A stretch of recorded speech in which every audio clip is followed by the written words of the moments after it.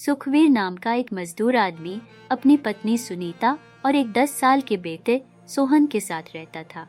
सुखवीर बहुत ही ईमानदार और सीधा साधा आदमी था। तुम तो जानते ही हो, बरसात शुरू हो गई है। पिछली बार बरसात के दिन कितनी मुश्किल से कटे थे। घर की छत जगह जगह से टूटी हुई है। अगर तुमने इस बार भी कोई इंतजाम नहीं किया तो पहले जैसा हाल हो जाएगा। बारिश का सारा पानी घर में आएगा। तुम सही कहती हो सुनीता, पिछली बार की बरसात ने बहुत परेशान किया था। इस बार कैसे भी करके छत की मरम्मत जरूर करवानी होगी। सुनीता, मैं मालिक के पास जा रहा हूँ, वह जरूर मेरी मदद करेंगे। अगर मालिक ने पैसे दे दिए तो मैं कल ही छत की मरम्मत करवा दूंगा। इतना कहकर सुखवीर अपने मालिक के पास चला जाता है। मालिक, तुम तो जानते ही हो, इस समय घर में एक भी पैसा नहीं है। बरसात शुरू हो गई है, घर की छत जगह जगह से टूट रही है और मैंने छत की मरम्मत नहीं करवाई तो बारिश का सारा पानी घर में आएगा।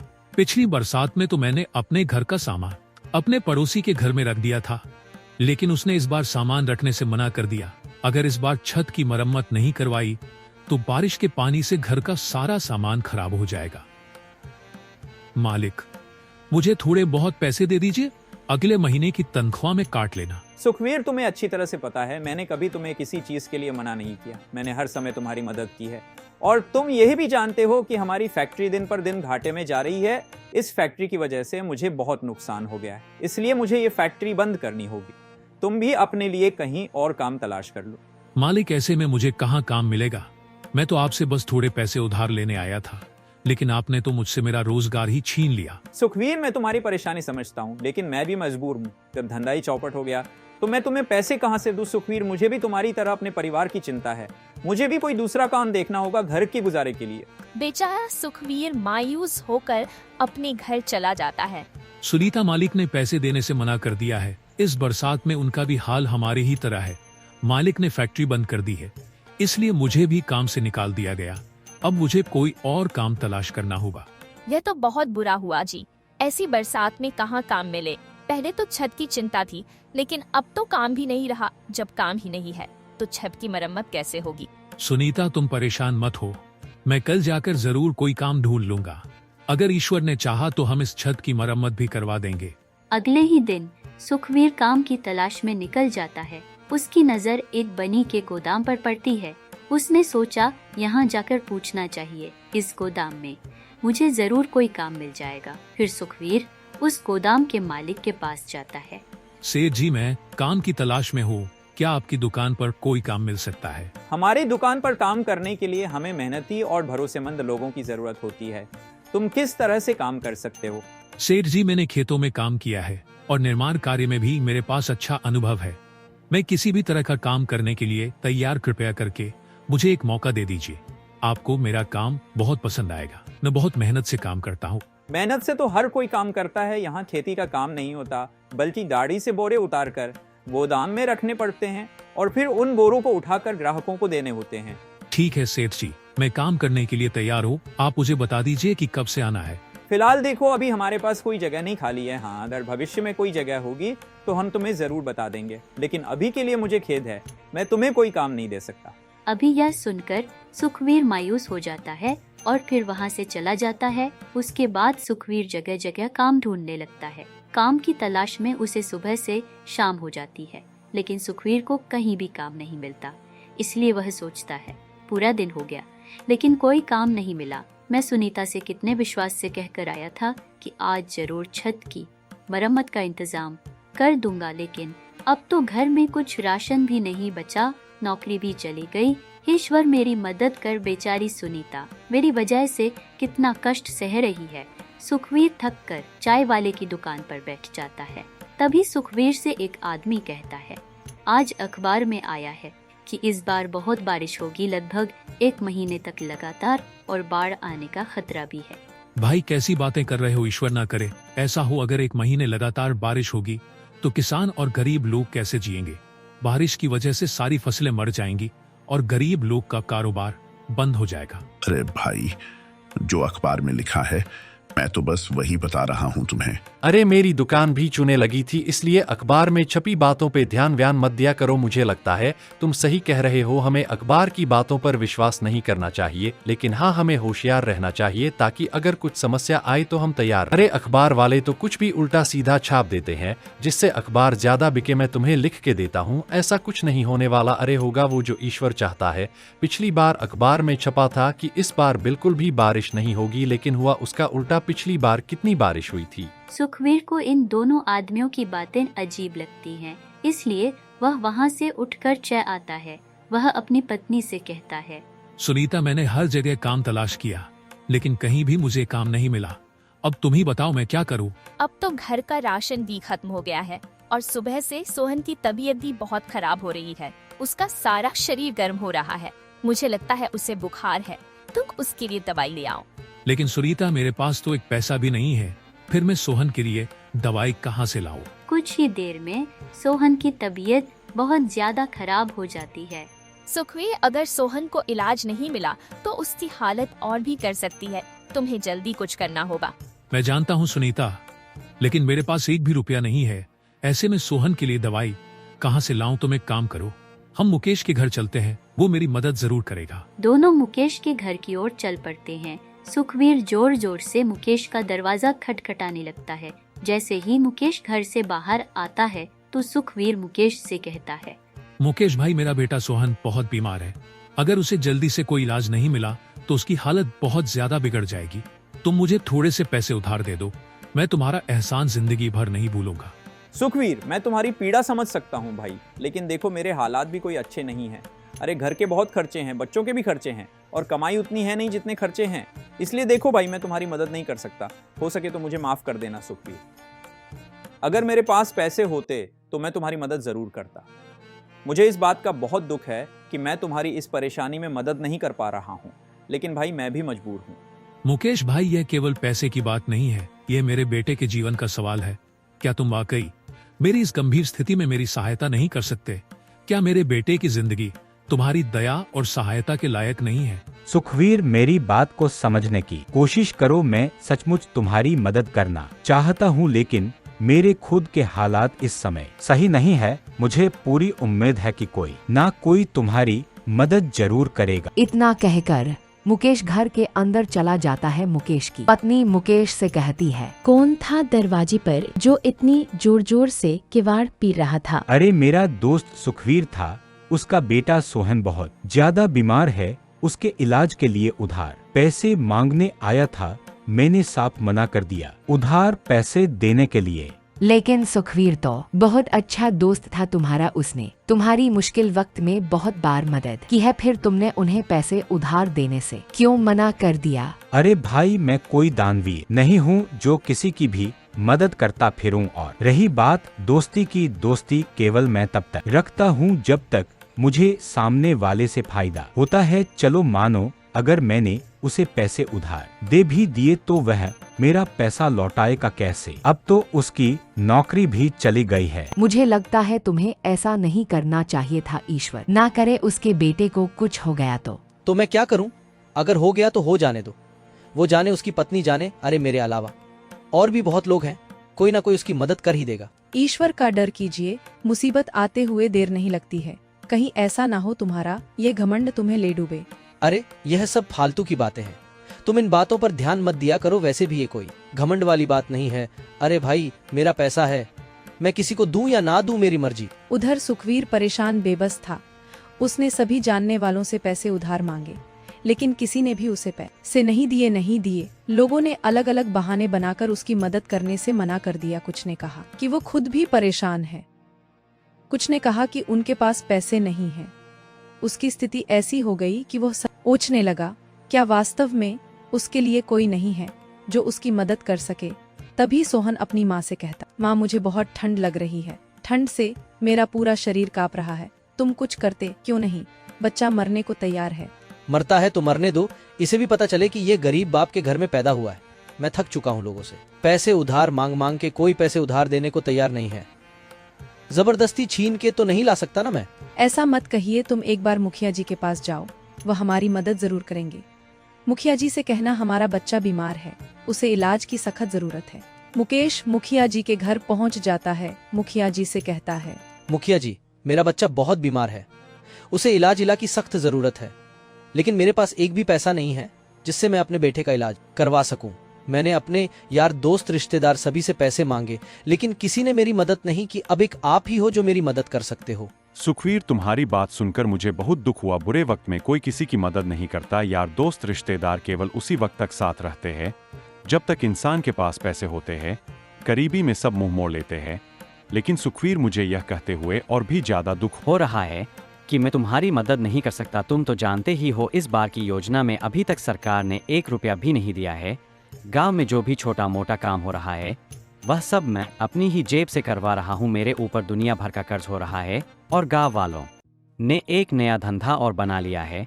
मुंह उठाए पैसे लेने चले आते हैं जैसे उनका बाप रख गया हो। यहाँ माफ करना सुखवीर, मैं तुम्हारे लिए नहीं कह रहा हूँ। यह गांव में और भी बहुत से ऐसे लोग हैं। वैसे मैं तुम्हें उनका नाम नहीं बता सकता। कोई बात नहीं मुखिया जी, जब अपनों ने ही मदद नहीं की तो फिर तुम कैसे कर सकते हो। अब तो ईश्वर की जो मर्जी है वही होगा। इतना कहकर सुखवीर अपने घर की ओर निकल पड़ता है और सोचने लगता है, आज लोगों ने साबित कर दिया कि कोई भी किसी का अपना नहीं होता। बुरे वक्त में तो कोई भी किसी का साथ नहीं देता है सुख। फिर यह सोच ही रहा था कि उसे बहुत तेज चक्कर आ गए और वो जमीन पर गिर पड़ा और फिर बेहोश हो गया। उधर से एक भला आदमी आ रहा होता है। उसने सुखवीर को बेहोश देखा तो उसे सुखवीर पर दया आ गई। अरे ये तो बेहोश है, इसकी हालत तो बहुत गंभीर लग रही है, मुझे इसे यहाँ पर छोड़कर नहीं जाना चाहिए। यह बेसहारा और कमजोर है। भला आदमी सुखवीर को उठाकर ले जाता है और सुखवीर की खूब सेवा करता है। कुछ ही देर में सुखवीर को होश आ जाता। ये मैं कहाँ हूँ? मैं तो अपने घर जा रहा था, फिर यहाँ कैसे आया? मुझे जल्दी से अपने घर जाना होगा। तुम रास्ते में बेहोश पड़े थे, इसलिए मैं तुम्हें अपने घर ले आया। तुम्हारा अभी अपने घर जाना ठीक नहीं रहेगा। पहले तुम्हें आराम करने की जरूरत है, उसके बाद अपने घर चले जाना। आपने मेरी मदद क्यों की? आप तो मुझे जानते भी नहीं हो, फिर भी आपने मेरी मदद की, मुझे अपने घर ले आए और मेरा इतने अच्छे से ख्याल रखा। देखो सुखवीर, जीवन में केवल खुद की मदद करना ही काफी नहीं होता है, बल्कि हम सब एक दूसरे की मदद के लिए हैं। जब कोई इंसान परेशान हो तो हमारा फर्ज बनता है कि उसकी मदद करे। हो सकता है कि तुमने अब तक लोगों के बुरे पहलू ही देखे हो, लेकिन मैं मानता हूँ कि अच्छाई भी इसी दुनिया का हिस्सा है। सच में क्या आपको नहीं लगता कि लोग सिर्फ अपने फायदे के लिए ही जीते हैं, किसी और की परवाह नहीं करते, चाहे दूसरा जिए या मरे? हाँ, कुछ लोग ऐसे भी होते हैं, लेकिन हर कोई ऐसा नहीं होता है। कुछ लोगों के अंदर अच्छाई भी होती है। वैसे तुम बेहोश कैसे हो गए थे? तुम्हें देखकर ऐसा लगता है जैसे तुम्हारी हालत कुछ अच्छी नहीं है। मेरा बेटा बहुत बीमार है, मेरे पास एक पैसा भी नहीं है जिससे मैं उसका इलाज करवा सकूं। मैंने सभी से अपने बेटे के इलाज के लिए पैसे उधार मांगे, लेकिन किसी ने भी मेरी मदद नहीं की। मैं आखिरी उम्मीद ले कर मुखिया जी के पास गया था, लेकिन उन्होंने भी मुझे पैसे देने से इनकार कर दिया। मैं इसी सोच में उबा हुआ था। अचानक मुझे चक्कर आ गए, उसके बाद मुझे कुछ भी याद नहीं। अब आँख खोली तो तुम मेरे सामने हो। तुम तो बड़ी मुसीबत में हो। अब तक तो तुम्हारे बेटे की हालत बहुत खराब हो गई होगी। तुम एक काम करो, जल्दी से अपने घर जाओ और अपने बेटे का इलाज करवाओ। वो भला आदमी सुखवीर को बहुत सारे पैसे देता है। इन पैसों से तुम अपने बेटे का इलाज करवाना और बचे हुए पैसों से कोई कारोबार कर लेना। जब कभी तुम्हारे पास पैसे हो तो मेरे लौटा देना। पर भाई, मैं तो तुम्हें जानता भी नहीं, लेकिन तुम मेरे लिए किसी भगवान से कम नहीं हो। मैंने देवी देवताओं का नाम सुना तो जरूर है, लेकिन कभी देखा नहीं था, और आज मैंने देख लिया। आपने एक अनजान आदमी की इतनी मदद की, इसका एहसान मैं जिंदगी भर नहीं भूल सकता हूँ। अरे भाई, मैंने ऐसा भी क्या कर दिया? यह कोई बड़ा काम नहीं है। अब तुम जल्दी जाओ और अपने बेटे को दिखाओ। सुखवीर जल्दी से अपने घर जाता है और अपने बेटे का इलाज करवाता है। कुछ ही दिनों में सुखवीर का बेटा ठीक हो जाता है। एक दिन सुनीता सुखवीर से कहती है, आपने मुझे बताया नहीं, आप पैसे कहाँ से लाए थे? सुनीता, ये पैसे मुझे एक आदमी ने दिए थे। मैं तो उसे जानता भी नहीं कि वो कौन था, लेकिन मेरे लिए किसी भगवान से कम नहीं था। मैंने से उसका नाम पूछा, लेकिन उसने मुझे नाम बताने से इनकार कर दिया। मैं उसे जंगल में बेहोशी की हालत में मिला था। उसने मुझसे कहा था कि कुछ पैसों से अपने बच्चे का इलाज करवा लेना और बचे हुए पैसों से कोई कारोबार कर लेना। तुम सही कहते हो, वह आदमी हमारे लिए किसी भगवान से कम नहीं है। सुनीता, अभी मेरे पास बहुत पैसे बचे हुए हैं। मैं सोच रहा हूँ कि इन पैसों से कोई काम शुरू कर लेता हूँ, लेकिन मेरे समझ में नहीं आ रहा कि मैं क्या काम शुरू करूँ। मैं तो कहती हूँ एक दुकान खोल लेते हैं जिसमें हम गोभी के पराठे बेचा करेंगे। तुम तो जानते ही हो मैं कितने स्वादिष्ट गोभी के पराठे बनाती हूँ। तुम सही कहती हो सुनीता, गोभी के पराठे हर आदमी को पसंद है। मैं अभी बाजार रस से जाकर सामान ले आता हूँ। कल से हम गोभी के पराठे बेचना शुरू कर देंगे। सुखवीर बाजार जाकर पराठे बनाने का सामान ले आता है और फिर वह अगले ही दिन गोभी के पराठे बेचना शुरू कर देते हैं। अरे भैया, सुखवीर गोभी के पराठे बेचने शुरू कर दिए। खुशबू तो बहुत बढ़िया आ रही है। चलो एक पराठा खिलाओ, देखूं तो सही पराठे कैसे बने हैं। हाँ हाँ, क्यों नहीं भाई, मैं तुम्हें अभी गोभी का पराठा देता हूँ। ये लो भैया, गोभी का पराठा जल्दी से खाकर तो बताओ कैसा बना है। तुम मेरे पहले ग्राहक है। जैसे ही वो आदमी गोभी का पराठा खाता है तो खाता ही रह जाता है। उसे गोभी के पराठे इतने अच्छे लगते हैं कि वो 4 पराठे खा जाता है। अरे भाई जी, क्या मिला दिया? पराठ में पेट तो भर गया, लेकिन मन नहीं भर रहा। ऐसा मन करता है कि 2-3 पराठे और खा लूं, लेकिन मैं खाऊंगा नहीं। कहीं पता चले मजे मजे में पेट खराब हो जाए, उल्टे लेने के देने पड़ जाए। कुछ ही दिनों में सुखवीर के गोभी के पराठे बहुत ही फेमस हो जाते हैं। दूर दूर से लोग उसके पराठे खाने आने लगते हैं। यह बात गांव के सरपंच के कानों तक पहुंच जाती है तो वह तुरंत सुखवीर की दुकान पर चला। अरे वाह सुखबीर, बहुत बड़ी दुकान खोल ली। अभी तो तू कुछ दिनों पहले लोगों से पैसे उधार मांगता फिर रहा था। एकदम इतने सारे पैसे कहाँ से आ गए तेरे पास जो इतनी बड़ी दुकान खोल ली? मुखिया जी, सब ईश्वर की देन है। उसके घर में देर है अंधेर नहीं, हर किसी का ख्याल रखता है वो। अरे बात तो बहुत ही ज्ञान की कर रहा है। तेरे गोभी के पराठे का नाम बहुत सुना है, जरा 1-2 पराठे मुझे भी तो खिला। हाँ हाँ हाँ, क्यों नहीं। मुखिया जी, सुनीता मुखिया जी को पराठे दो। जैसे ही मुखिया सुनीता के हाथ के पराठे खाते हैं वो तो सुनीता की तारीफ करने लग जाते हैं। अरे वाह, बहुत ही लजीज पराठे हैं। सुखवीर, तेरी पत्नी के हाथों में जादू है भाई। मानना पड़ेगा, ऐसे पराठे मैंने अपने जीवन में कभी नहीं खाए। अच्छा भाई, मैं अब चलता हूँ। तुम्हारे पराठ के कितने रुपए हो गए? अरे मुखिया जी, कैसी बातें करते हो? हम आपसे पैसे कैसे ले सकते हैं? क्यों भाई, तुम मुझसे पैसे क्यों नहीं ले सकते? यह तुम्हारा काम है। काम में यारी दोस्त नहीं होती। अगर गधा घास से यारी करेगा तो वो खाएगा क्या? लेकिन मुझे एक बात का बहुत दुख है कि उस दिन मैं तुम्हारी मदद नहीं कर पाया। उसके लिए मुझे माफ कर देना मेरे भाई। मुखिया सुखवीर को पैसे देकर चला जाता है। यूं ही कुछ दिन गुजर जाते हैं। एक दिन जब सुखवीर अपने घर होता है तो उसका दोस्त मुकेश आता है। सुखवीर, तुम्हारी भाभी की तबीयत बहुत खराब है, घर में एक पैसा भी नहीं है जी। ससे मैं उसकी ला सकूं? तुम ही हो जो इस मुश्किल वक्त में मेरी मदद कर सकते हो। मुकेश भाई, तुम परेशान मत हो, मैं तुम्हें अभी पैसे दे देता हूँ। सुखवीर मुकेश को पैसे दे देता है। मुकेश ने तो ये सोचा था जैसे मैंने उसे पैसे उधार नहीं दिए थे, सुखवीर भी मुझे पैसे उधार नहीं देगा। लेकिन सुखवीर ऐसा नहीं था। उसके घर जो भी मदद के लिए आता था वह सभी की मदद करता था। यह सब देखकर मुकेश को अपनी गलती का एहसास होता है। वह सुखवीर से कहता है, आज मुझे सच्ची दोस्ती की ताकत का एहसास हुआ है। जब तुम्हारी आर्थिक स्थिति कमजोर थी, मैंने तुम्हारे सामने अपने पैसे का दिखावा किया और तुम्हारे हालात का मजाक बनाया। मेरे घमंड और अहंकार ने मुझे अंधा कर दिया था कि मैंने तुम्हारी मदद करने से इनकार कर दिया। लेकिन अब समय ने मुझे एक बड़ा सबक सिखाया है। मैंने देखा कि पैसे ऐशो आराम की दुनिया कितनी छोटी अस्थाई है। सच्ची दोस्ती और मानवता की अहमियत कहीं अधिक है। मुझे अपनी गलती का एहसास है, कृपया मुझे माफ कर दो सुखवीर। अरे भाई मुकेश, इसमें माफी की कोई बात नहीं है। मैंने जो किया ये तो मेरा फर्ज था। सच्ची दोस्ती और इंसानियत का मतलब ही यही होता है कि हम एक दूसरे के कठिन समय में साथ दें और एक दूसरे की मदद करें। तुम्हारे प्रति मेरी जिम्मेदारी थी और मैंने वह निभाई। तुम्हें अपनी गलती का एहसास हो गए। ये सबसे बड़ी बात है ये समझना कि पैसे और ऐशो आराम की दुनिया की तुलना में सच्ची दोस्ती और मानवता की अहमियत कहीं ज्यादा है। यही तो असली माफी है। इसलिए मैं तुम्हें दिल से माफ करता हूँ और यही सबसे बड़ी सजा भी है कि तुम्हें ये समझ में आ गया। अरे भाई, अब तुम जल्दी जाओ और ख्याल रखो। मुकेश अपने घर चला जाता है। सुखवीर अपनी पत्नी से कहता है, हमारे पास जमा पूंजी तो अच्छी खासी हो गई है और हमारा काम भी अच्छा चल रहा है। ईश्वर की दुआ से सब बढ़िया है। मैं सोच रहा था कि क्यों ना मैं उस भले आदमी के उधार पैसे उसे दे आऊं।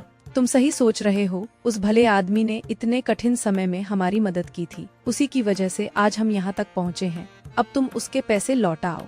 सुखवीर उस भले आदमी के पैसे वापस करने के लिए निकल जाता है। जब सु घर पहुँचता है तब उसे वह भला आदमी नहीं मिलता है। उसे एक दूसरा आदमी मिलता है। सुखवीर उससे कहता है, अरे भाई, यहाँ पर पहले एक आदमी रहता था, मुझे उसी से मिलना है। कौन आदमी? नाम क्या है उसका? उसका नाम तो मुझे नहीं पता, लेकिन वो बहुत ही दयालु था। अरे यहाँ ऐसा कोई आदमी नहीं रहता है। पिछले 20 साल से इस घर में तो मैं रह रहा हूँ। अरे मुझे पूरा याद है, वो आदमी मुझे इसी घर में लेकर आया था। मैं इस घर में लगभग 3 घंटे रुका था। अरे क्यों फिजूल की बातों से मेरा समय खराब कर रहे हो? कितनी बार बताऊं कि यहाँ मेरे सिवा और कोई नहीं रहता है। अब यहाँ से जाओ और मुझे काम करने दो। सुखवीर अपने घर की ओर निकल पड़ता है। घर पहुंचकर वो अपनी पत्नी से कहता है, सुनीता, आज मुझे बहुत ही अजीब स्थिति का सामना करना पड़ा। उस घर में जहाँ वो मुझे भला आदमी लेकर गया था ना, वहाँ मुझे वो नहीं मिला, बल्कि मुझे एक बिल्कुल अलग व्यक्ति मिला। उसने कहा कि वो 20 साल से उस घर में रह रहा है, उसके अलावा वहाँ और कोई नहीं रहता। क्या तुम पूरी यकीन से कह सकते हो वो भला आदमी तुम्हें उसी घर में ले गया था? अरे हाँ, मुझे पूरी तरह से यकीन है। उस घर की पहचान मेरे दिमाग में गहरी बैठी हुई है। वो आदमी मुझे उस ही घर में ले गया था और मैं वहाँ पर करीब 3 घंटे तक रुका था। लेकिन आज जब मैं उस घर में जाकर उस आदमी को खोजने लगा तो मुझे एक अलग ही व्यक्ति मिला। उसने बहुत ही जोर देकर कहा कि वो 20 साल से वहाँ पर रह रहा है और उसके अलावा वहाँ कोई नहीं रहता। मुझे लगता है कि ईश्वर ने हमारी मदद एक रहस्यमय तरीके से की है। तुम्हारी ईमानदारी और अच्छाई की वजह से ही हमें वो मदद मिली थी। उसके बाद सुखवीर जरूरतमंदों की खूब मदद करने लगता है। कुछ ही दिनों में वह एक बड़ा सा घर बना लेता है और फिर खुशी खुशी अपने परिवार के साथ रहने लगता है।